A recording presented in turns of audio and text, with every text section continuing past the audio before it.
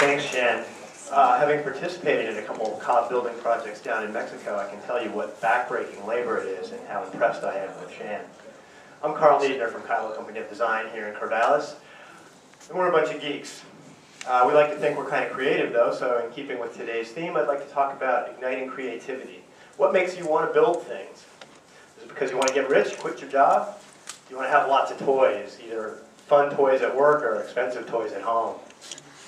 Or is there a deeper motivation?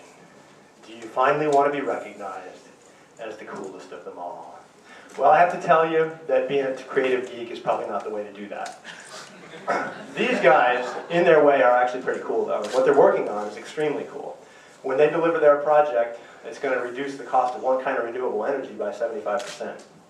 I think we all agree that's pretty cool. But they've had to give up a lot for that. They've had to give up sleep time, leisure time, family time.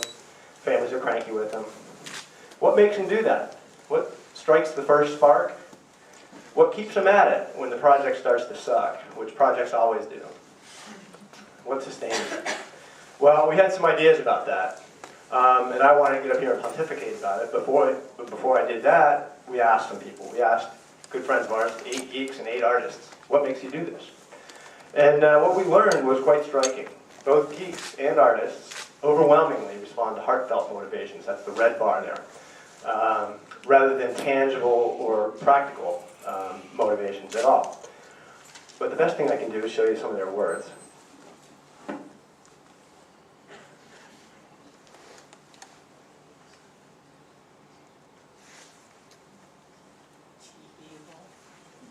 That's my former boss. So we took some of the signals out of those wise words, and we tried to parse them and then cluster them. And what you can see here is that most people create out of a sense of their own being. We're not rational automata when we create. So why does business treat us that way?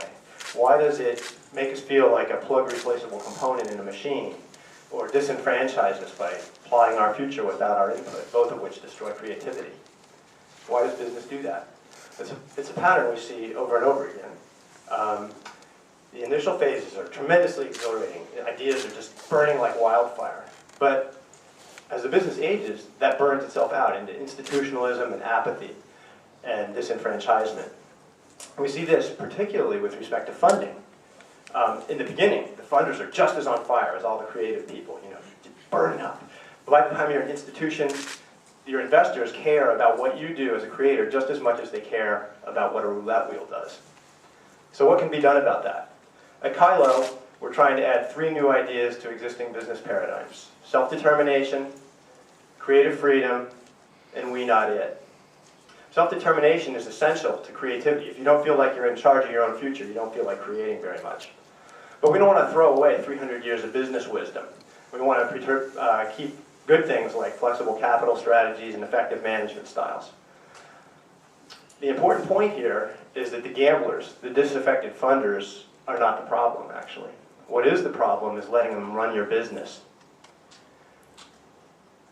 The answer there is to decouple financial interest in a company from governance over a company. For us, the bottom line is you can invest however you want in our company's financial future, but if you want your hands on the steering wheel, you need to come work with us. Creative freedom. We all have to eat, so that means creators in general need to serve what the customer needs now. But here's the key. We can't do that every minute of every day, all the time. Hence our idea, internal creative sabbaticals. Creators need some time to deliver from their heart what may benefit the customer in the future. Third, we not it. Our enterprise needs to be something that we do together, not something that gets done to us. We're going to do that right, or we'll do nothing. Then finally, we have a number of other ideas concerning creativity in business. The bottom line is, if this has resonated with you at all, come speak with me. We have a booth. And let's bug John Seacrest about setting up a SIG within the Sustainability Initiative. We'll do that. At Coelo, we get to work on some really cool things, and we're grateful. We like to think we're good at what we do. That's because we love what we do. We think that's true not of us, but of everybody in this room and of everybody who makes anything. Which, after all, is one of the best reasons there is to be a human being. But the best thing about creating is that you get to do it with and for other human beings. So let's remember our humanity.